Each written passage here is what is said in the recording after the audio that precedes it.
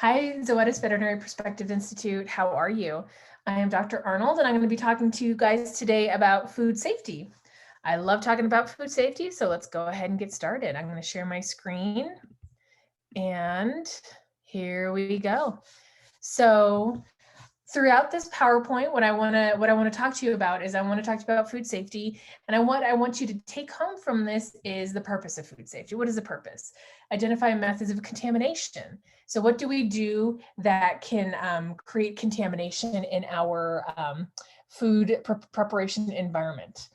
I want you to be able to explain cook times, cooling, temperature controls, and explain how taking in temperature and proper instrument calibration actually helps in food safety. So here we go. One Health. So I know you're hearing a lot about One Health. I really believe that food safety is part of the One Health concept. And for me, One Health is a group approach. So lots of different people with different perspectives and different knowledge backgrounds are coming together, like chemists, biochemists, microbiologists, veterinarians, epidemiologists, food safety people are all coming together to reach the common goal in terms of this,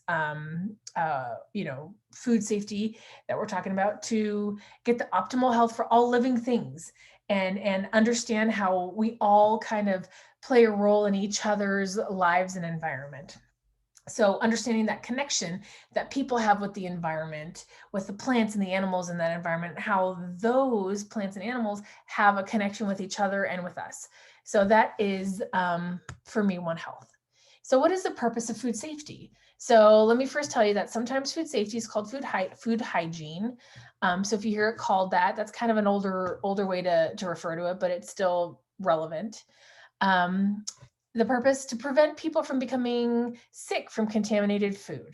So it's a way to create trust in our food system so that establishments like restaurants, supermarkets are following rules to make sure that the consumers, we, are safe and healthy when we eat this food. So I have one quick slide about the history of food safety. So food safety, the first legislation that was passed for food safety was the Pure Food and Drug Act in 1906, and as well the Meat Inspection Act, also in 1906. It took 27 years to get this through. So eventually these led to the creation of the Food and Drug Administration, the FDA. The main purpose of the Pure Food and Drug Act and the Meat Inspection Act was to ban foreign and interstate traffic in contaminated and mislabeled food. So contaminated, mislabeled food and drug product. What does that mean? So contaminated. Now think back then. So like in the 1800s, how was food contaminated? Well, they didn't really have the greatest food processing plants and how they slaughtered animals. So, sometimes there would be a carcass on the floor. The floor is not necessarily that clean. They would process different animals in the plant. So maybe you'd have, cows and pigs, and various zoonotic diseases kind of cross-contaminating in that whole environment. Also, maybe there was like bits of equipment that were inside the meat. Maybe the meat was just too old.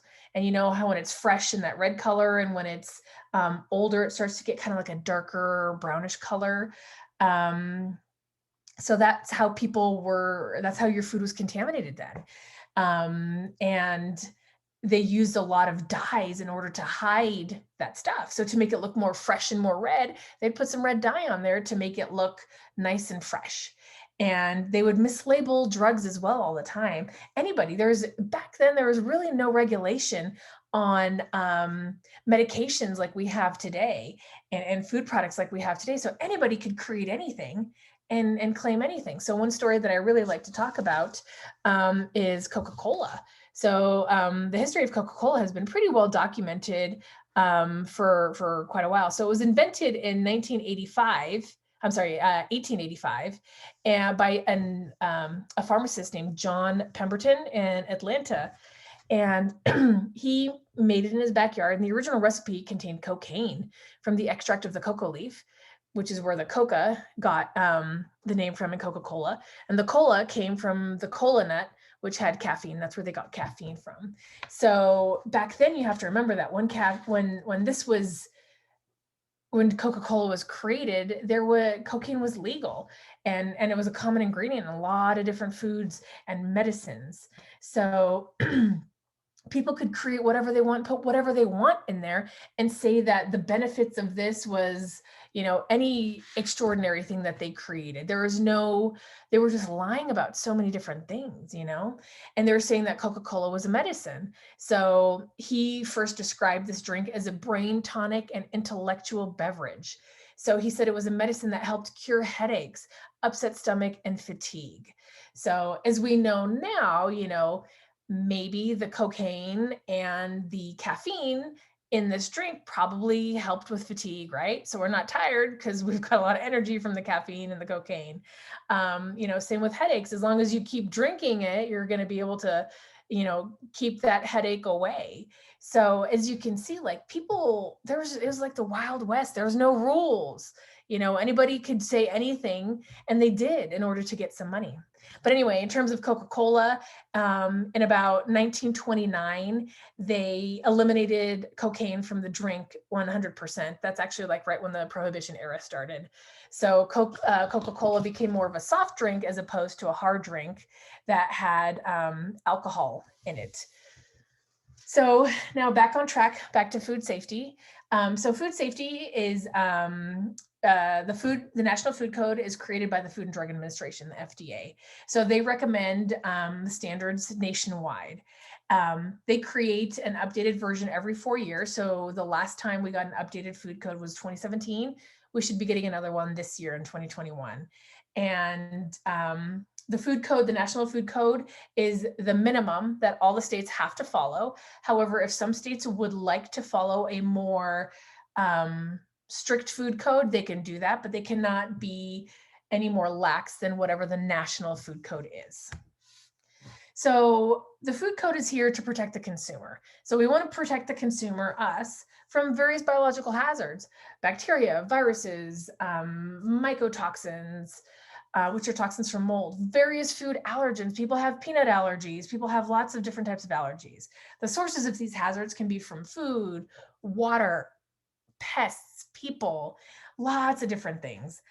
There's chemical hazards, those, cleaning and sanitizing products. You have pesticides, food additives. There's physical hazards. You can have sometimes broken glass in food, nuts and bolts, depending if like maybe the conveyor belt breaks or something, or the light above it. So they try to engineer these things out, but hey, things happen sometimes. Also, you can get fingernails in there, hair, packaging can get into your food. Various pests might, find their way at night into like a food stock room. So that's why we have a food code, to be able to better protect people consuming these various food products from getting sick. So methods of contamination. There's lots of different ways that people can get sick and contaminate from contaminated food. So you can have direct contact, so like via hand or like surface. Hands, they can, you use your hands so much to touch things. So, the number one thing, honestly, in food safety alongside temperature, wash your hands all the time. 20 seconds, soap and water, wash your hands all the time. And make sure you have a clean work area, because if you wash your hands, but your work area is dirty and you're going to touch stuff on your work area, bring food into that contaminated work area, guess what? Food's contaminated. Dripping. That's another place of contamination.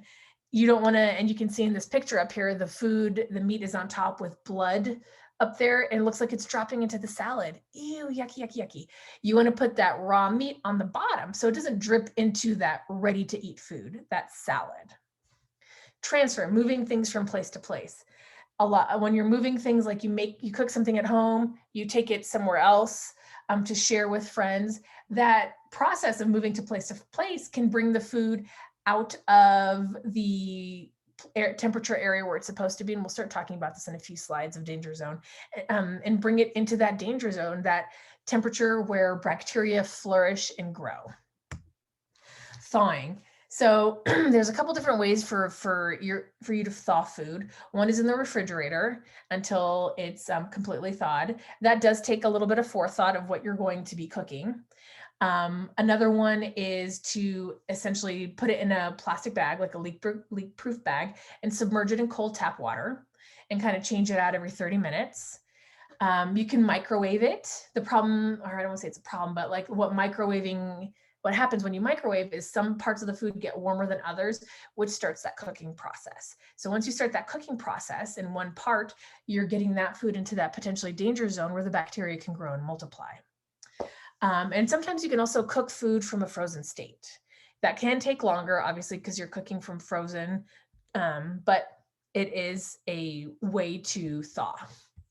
So here are some charts on cook times.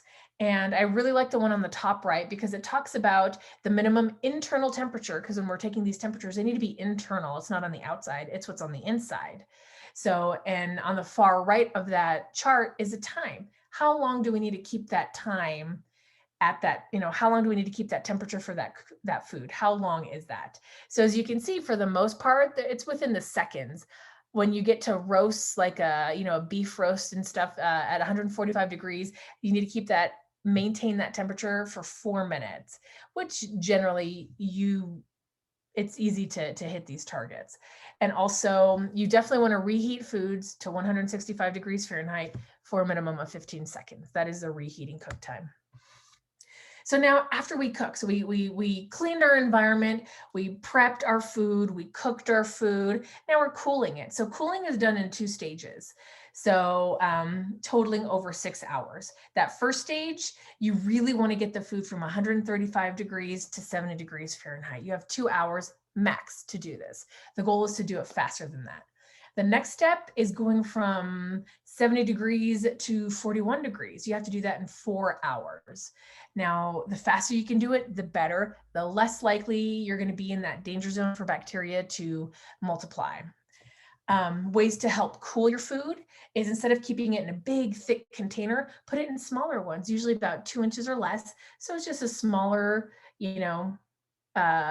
thickness that needs to be cooled. It's going to be easier to cool 2 inches versus 6 inches.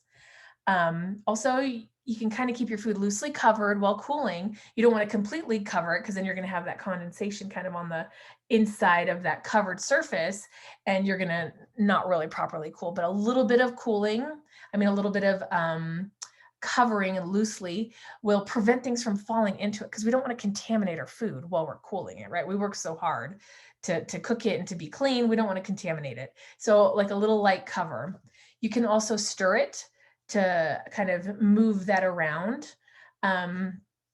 You can use ice paddles. So, I know I don't have ice paddles at home. So what I can do is I can put like plastic salad kind of tongs in the freezer and then kind of use it to like move my food around.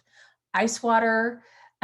So you can take your container, put it into a secondary container that has ice and water on it underneath it to kind of help make that process a little bit faster.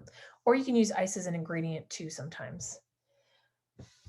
This is the major slide, the bread and butter of food safety, temperature controls. So that thermometer there on the right side is telling you where the danger zone is and where the hot holding and cold holding is. So 135 degrees and higher is what you want to keep hot foods at. So keep hot foods hot at 135 degrees Fahrenheit and higher.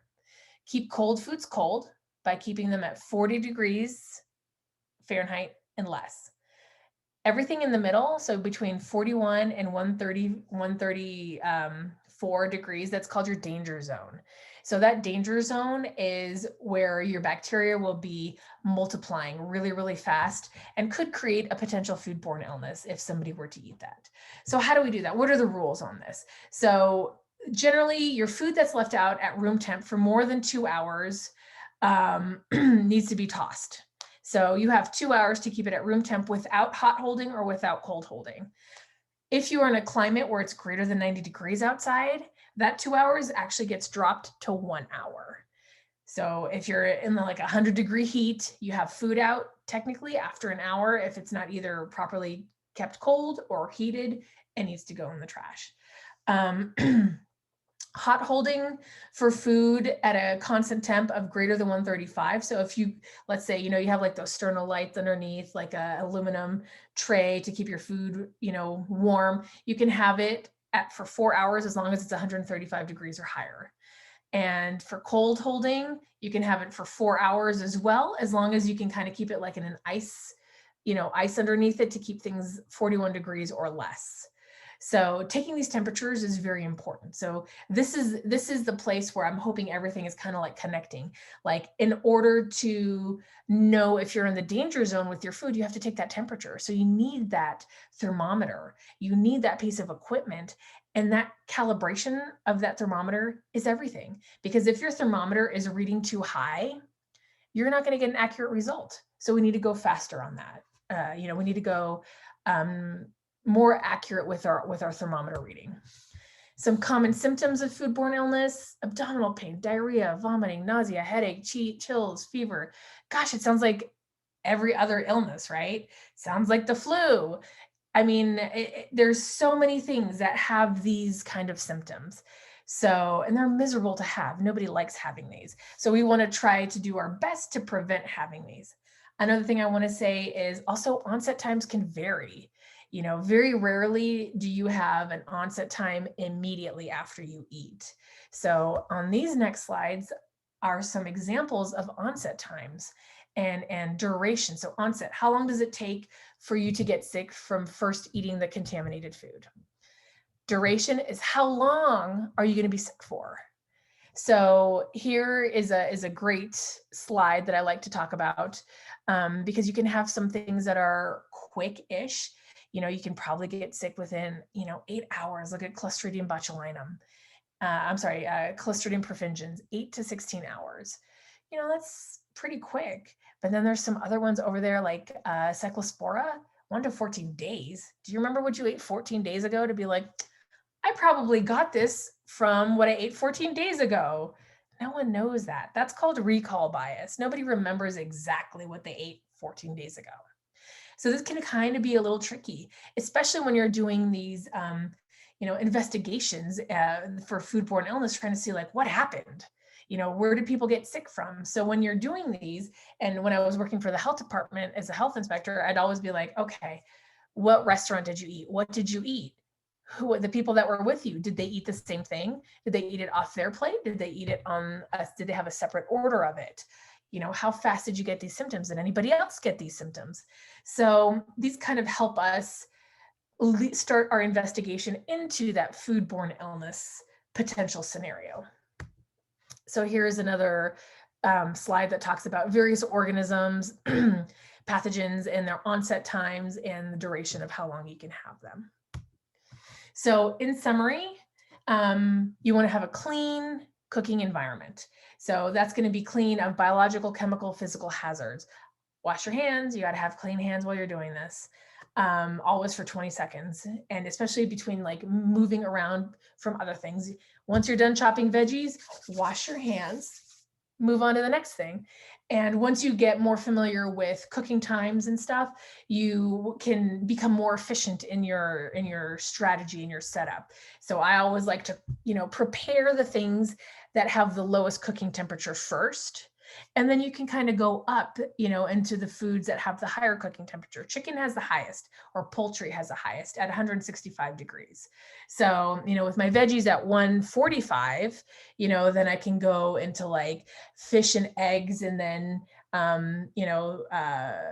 roasts of pig or pork, going all the way up to like ground meats and then to poultry.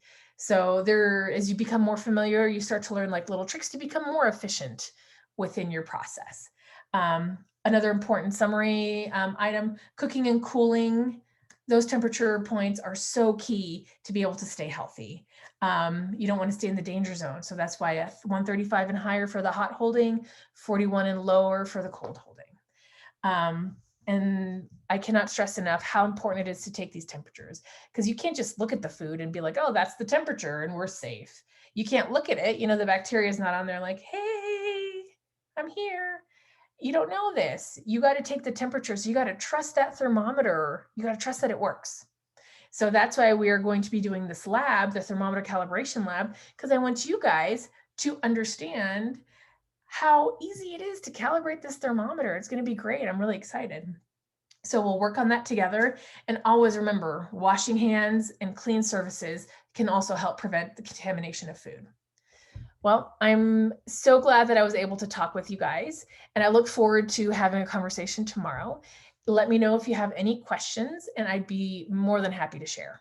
All right, have a great time. Bye, guys.